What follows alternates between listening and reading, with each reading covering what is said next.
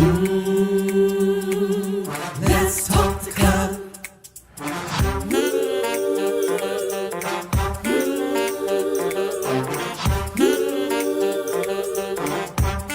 One more thing, like, subscribe, and share.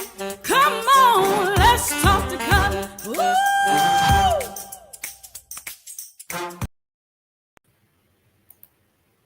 Hey, good evening, everybody. It's Cutler in the Let's Talk to Cutler broadcast, the Let's Talk to Cutler virtual book club, and the Let's Talk to Cutler YouTube platform. And it is my honor and delight to be able to spend these next 1,800 seconds with you all on this platform. Of course, if you're joining for the first time, or if you're just catching the replay and you're wondering, what is this guy up here? What is this platform about? What is this whole Let's Talk to Cutler thing all about? It's about getting together and sharing just for a few moments from the heart, some candid conversations, real conversations about real situations in real life. And it is always my hope, it is always my goal to offer something that I find that I hope is inspirational, something that is motivational, and something that from time to time challenges us to show up our best selves, even in the worst of situations. That's because life is filled with swift transitions, and life is filled with dynamics, and life is filled with potholes, and life is filled with challenges, and life is filled with hurdles, and life is filled with opportunities to make sure that our character is intact. Life is filled with opportunities to make sure that my integrity is in check. And so it is always my goal to make sure that we're showing up our best selves, even in the worst of situations. So as you're coming to the room, just invite somebody to come on and let's talk to Cutler, because this evening we're going to talk about making sure that we've checked in on our friends. And I certainly have a good reason for sharing that this evening. But again, if you have not done so, please go ahead and subscribe. If you haven't subscribed, what are you waiting for? I love people, and I want you all to come on the board, and I want to see you. I want to see my friends. I just enjoy building community and maintaining connectivity. I really, really do. In fact, that's one of the things that I offer near the end of the broadcast. Make sure that we continue building community and maintaining connectivity.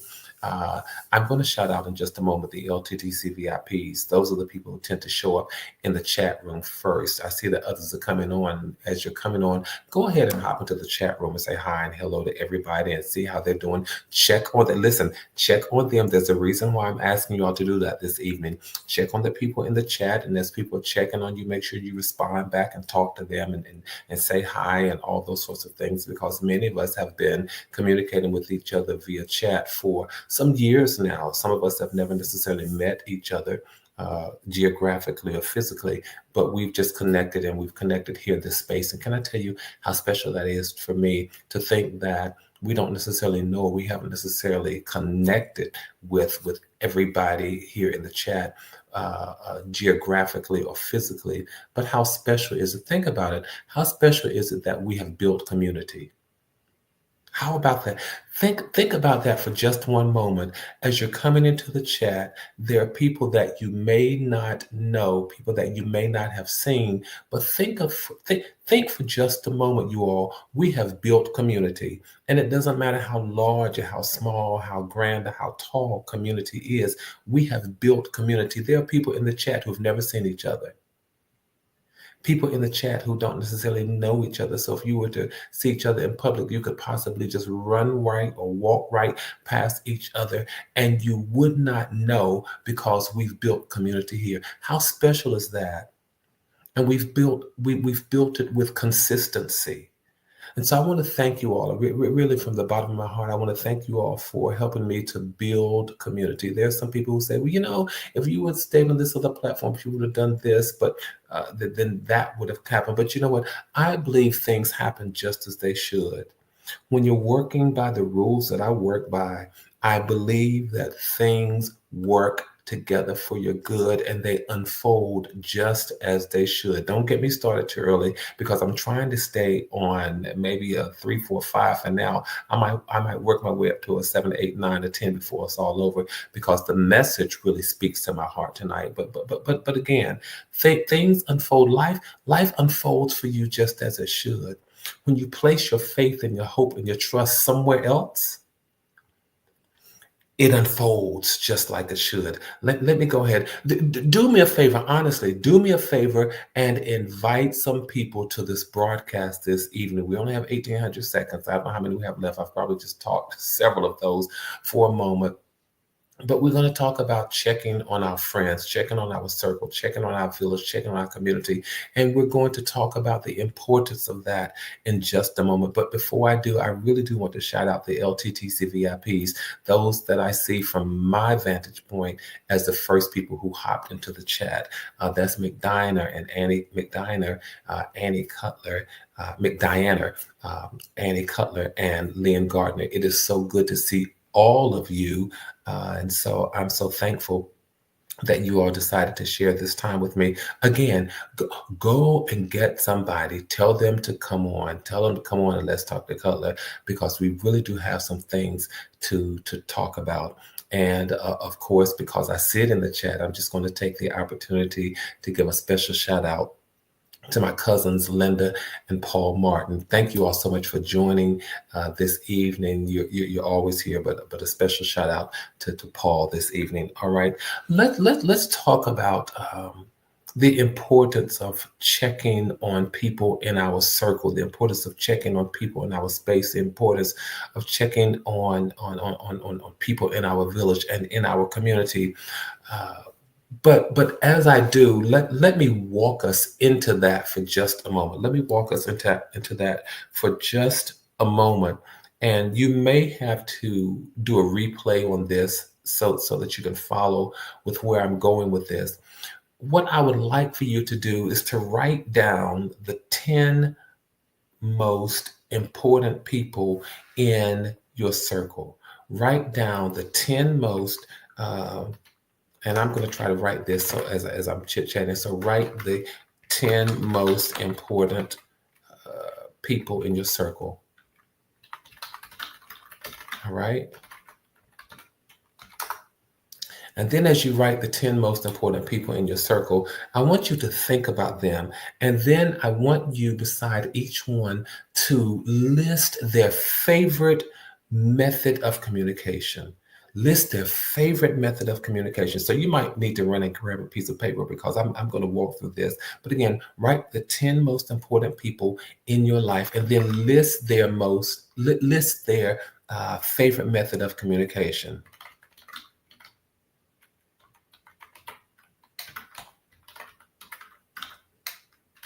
All right. Because their favorite method of communication could very well be, it could very well be text, it could be phone, it could be email, it could be in-person visits. But I want you to list those. And then as we are checking on ourselves, again, I mentioned that from time to time, our conversations are filled with inspiration. Sometimes they're filled with motivation, and quite often they're filled with challenges. And this question might be, or this instruction, or this admonition might be a bit challenging, because I want you to ask yourself, when is the last time you spoke with this person? Or when is the last time you spoke with these people? So it looks like we're having class tonight, right?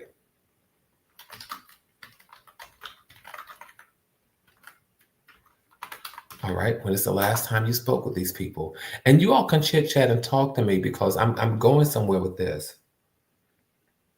Because the next question, as we're talking about, how do you check in on your friends, and have you checked in on your friends? So as you're going through this piece of paper, the next thing that I want you to ask yourself is, who do you check in with on a regular basis? Who do you check in with on a regular basis?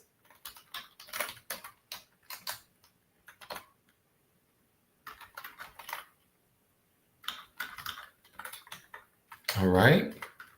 I'm giving you all a chance to write these questions down as I'm writing them down as well. Who do you check in with on a regular basis? And the next thing I want you to ask yourself is, who checks in with you on a regular basis?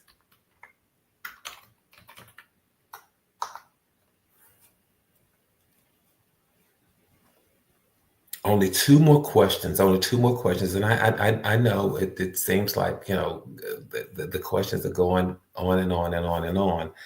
But now here is a question: what family member or which family member knows your friends and or colleagues, whether it's coworkers or what have you? All right. Which family member knows your friends and or colleagues? One more question.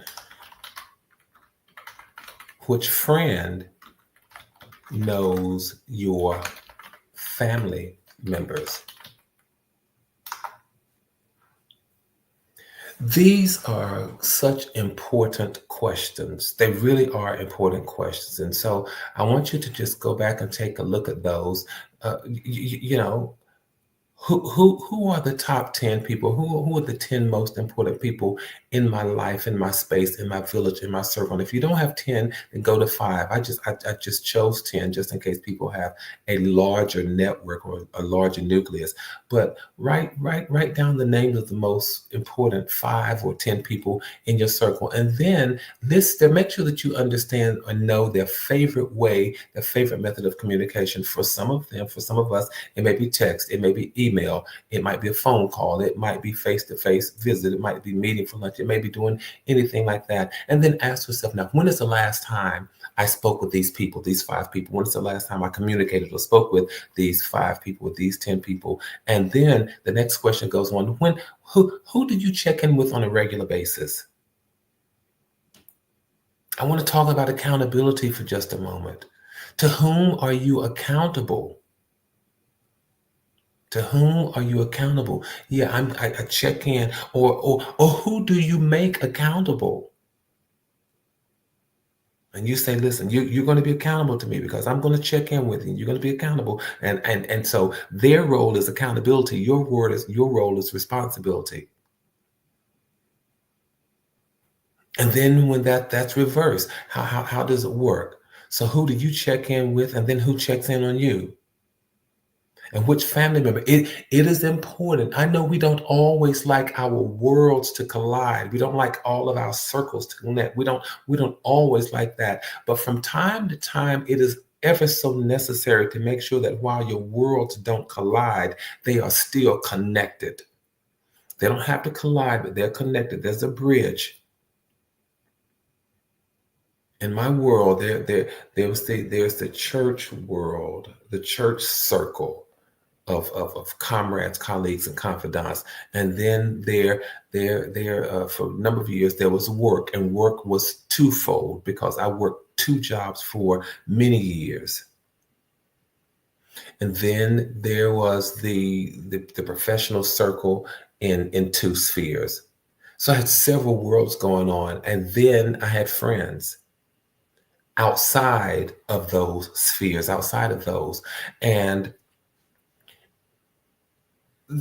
there were bridges. I made sure there were bridges. Somebody in each sphere, somebody in each space knew somebody in the other. And that's important. And I'll talk about why that's important, you all. But it is so important. It is so important. Cutler, why are you spending time talking about that this evening? Because I had a friend, and I received a call 2 nights ago that this friend had died. Oh God, Cutler, you always bring up this sad, but it's life. It is life, and I just need to share this, and I just need to really re-engage us to make sure that we're checking on the people in our lives, and we're making sure that we're connected to them. We know who they are, that we know where they are, we know how they are, and it was a dear friend and professional colleague that I had not checked, with whom I had not checked in for a while. And then I went on, and I had not heard from him, and I got a call that he passed, and I was told that he passed. And it was not enough that he passed. That in and of itself was horrifying and terrifying. But he died in a bathtub in his home alone as a result of a drug overdose. And it was only because someone did a welfare check after having not heard from him that they discovered his body.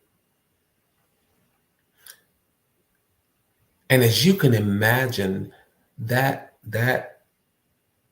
for me caused all kinds of thoughts, and it made me think, is there anything that any of us could have done to have been more connected, more in touch? You know, life presents opportunities where I believe we should examine what is the lesson in this for me. I'm connected to people. What is the lesson in this for me? It was gut-wrenching and heart-wrenching at the same time, and those are two different things. And if you have not lived long enough to understand the difference, my friends, keep living, and you will. But it made me think, particularly, it just made me think about circles being connected and bridged, and I've been pondering on that ever since I got the news. And so I thought, let me just share from my heart, because you all know I can only be me. I can only be transparent. I can only share with you what I share with you. I can only share with you what I know, what I believe, what I feel, what I experience. And so I wanted to encourage you to check on your friends. I know sometimes people can be a little difficult to check on. I get it, but it is so important to make sure that we check on our friends. And it doesn't take a lot. One, know who they are. And that's why I offered this exercise where we wrote down this stuff. And it doesn't take a lot. Just check on them, text them, call them, email, write them. Ask them, how are you? Let them know that you're thinking about them. And then as you're having a conversation, get to the point where you can offer some kind of support to their life at the moment, because you are in their life for a reason. They are in yours for a reason. And it's about friendship and circles and villages and all of those things, and having those tight circles, and that connectivity is making sure that we are filled with a space of good listeners. We're filled with a space of people who know how to understand and validate people's experiences and their feelings without being judgmental. So we are filled with that space where we give each other the right and the privilege, and we assign the duty to do a number of things. What are those things, Cutler? To check in, hold me accountable. From time to time, reach out. Reach out and check on me, and I reach out and I check on you. And it doesn't have to be anything that's just so profound, but it can be something that's light and lofty and casual. I was just thinking about you. What's going on with you? How have you been? People in your space receive that, and they receive it well. And so that's just opening to check on it, because sometimes how many of us would be honest enough to say, you know what, I don't call so-and-so because I don't know what I'm going to say, and I don't call so-and-so, I don't talk to so-and-so because I think they're going to have to keep me on the phone for a long time. But I'm just talking about your circle, your village, your space, your nucleus. Check in with them on a regular basis. Hey, how you doing? How have you been? I was just thinking about you. You were on my mind. I did this to one of my cousins the other day. I said, I'm calling you. Number one, I'm texting you. And then I'm calling you to let you know that I really think of you more often than I call you. And so let me put this into practice. And then if you really want to connect, Cutler, what else do I do? You make sure that you've offered yourself to them. How is life treating you? What's going on? How can I help? What are you up to? You want to go grab a bite to eat tomorrow? You want to go grab coffee in the morning? You going on vacation anytime soon? You need me to house sit? You need me to walk your dogs? You need me to take care of anything? Offer something. If you know them, you know what's going on. Offer. See if you can offer something in their lives.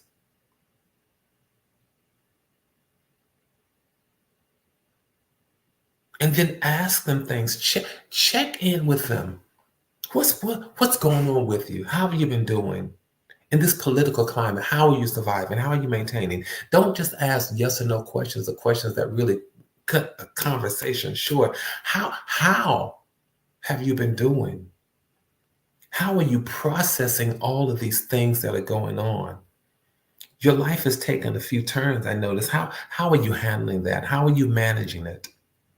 How is your family? How are your friends? And when you ask those questions, be an active and engaged listener. Don't just listen with your ears, but listen with your heart. Pay attention to what they're saying and pay attention to what they're not saying with their mouth, but they're saying with their eyes, they're saying with their hands. I was in a supermarket just a few days ago. Really, Cutler, you're going to take us to the supermarket? In this instance, I am, because it's true. And in the meat department, the meat and seafood department, there's a young lady, and I speak to her all the time, and I call her by name and I say, "Hi, how are you doing?" And she was not behind the counter on my last visit, but she was out restocking some of the meat. And I said, "Hey, how are you doing?" Because I noticed a look in her face. Now, of course, I was going to speak, but I said, "Hey, how are you doing?" And her face became sad. And I took the time to stay there and hear. Don't ask people how are they doing, and you don't give them the courtesy of stopping to hear their response. But her face immediately suggested to me that something was wrong, that she was dealing with something. And I vowed in that moment to stay there and hear everything she had to say. I thought she was going to talk about the political climate. I thought she was going to talk about gas prices and food prices and all of that, because after all, I was in a supermarket. But when I said, "How are you doing?" she said, "Not so good. I just came back in town from burying my son." And of course, those of you who know me well know that I had to rescue. I had to rescue my emotions for just a moment. And she said, "Because that was not my first son that I buried. I had 5 boys and I lost 2 to the streets, and that was the third one that I lost." So it cracked my heart. And I listened to her. And I told her in that moment that I was, that while I could not understand her particular pain, I shared the space of grief. Because for me, those of you who keep up with me know that it was just a year when I talked to her. It was just a year, the year anniversary of my grandmother's passing. And those of you who you may know, you may not remember, my grandmother was like my second mother. And I stood over her casket and eulogized her from my heart and from everything that was within me. So I was still wrestling with that emotion, wrestling with that grief. So I was in a space, and I'm so thankful that this is why you can't despise what you're going through, even the low moments. It was a very low moment for me, but look how that low moment worked out for some kind of good.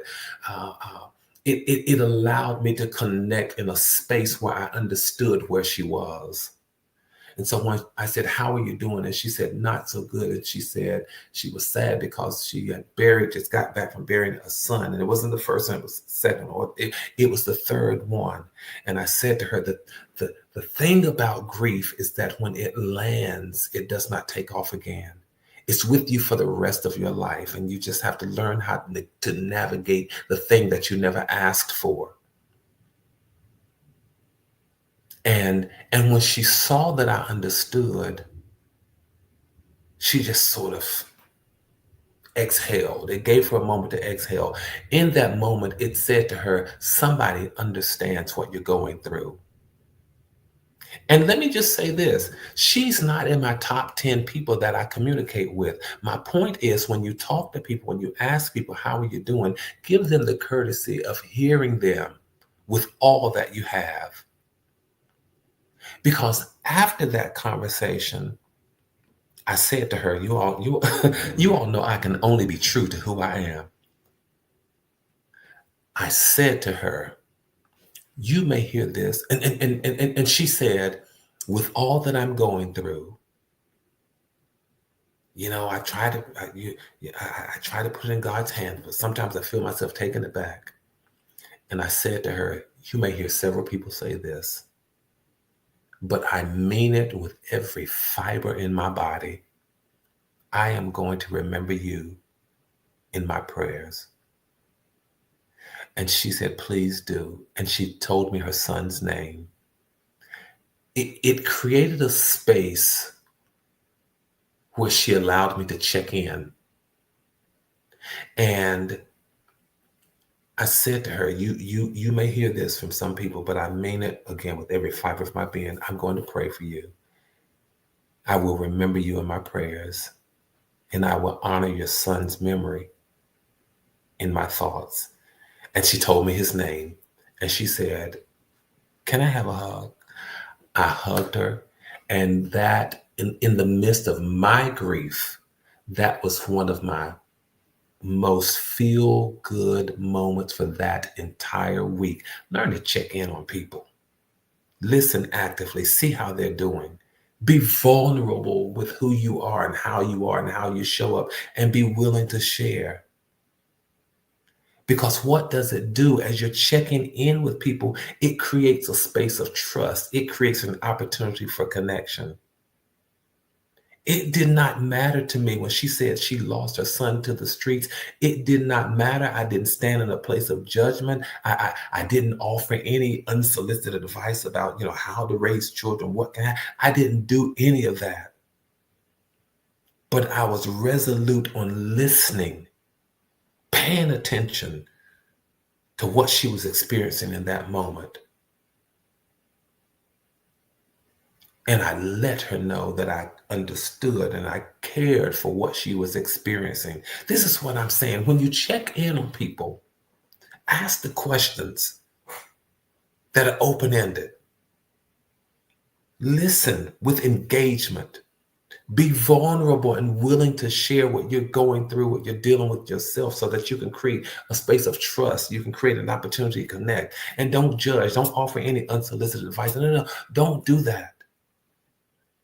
And as you're checking in with these people, these 5 people, these 10 people, not necessarily somebody in the supermarket like I did, but make sure that you remind them that you care. And then let the circle continue. Follow up with them and allow them to follow up with you. Be patient. Give people time to process what you've said. Give people time to process how you've shown up. Give people time to process the impact that you're making, the input that you're giving. And then know when to step back. Know when to step back so that you don't become an overwhelming factor or overwhelming force in their lives. Learn how to respect boundaries. Even though, these are your 5, 10 top most important people. This is your nuclear world, but still know how to step back. But what am I encouraging this evening? I'm encouraging us to check on our circle. I'm encouraging us to check on our friends. I'm encouraging us to check on our colleagues.